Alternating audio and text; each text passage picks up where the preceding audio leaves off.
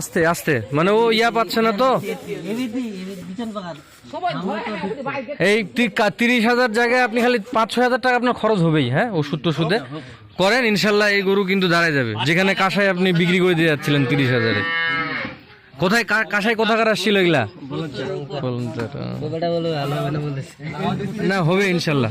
তবে আপনাদের যত্ন লাগবে, আপনারা যদি যত্ন না করেন আমরা কিন্তু বাড়িতে এসে ভালো করে দিতে পারবো না।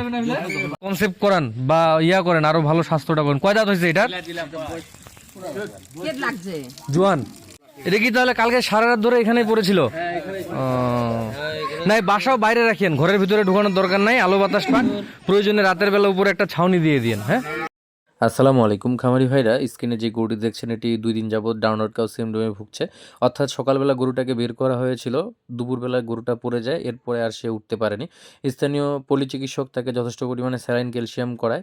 তারপরে গরু যখন উঠেনি তখন তিনি কাশের কাছে 30,000 টাকা দিয়ে গরুটা কিন্তু বিক্রি করে দিয়েছিলেন। তো আরেকজন কৃত্রিম প্রজনন কর্মী এসিআই এর শামীম, তিনি আমাদেরকে ইনফর্ম করেন এবং তার মাধ্যমে আমরা ওখানে পৌঁছাই এবং গরুটি আমরা বিভিন্ন রকমের পরীক্ষা নিরীক্ষা করি এবং খামারিকে যথেষ্ট পরামর্শ দেই। ইনশাল্লাহ এই গরুটি কয়েকদিনের মধ্যে সুস্থ হলে আপনাদের জানানো হবে।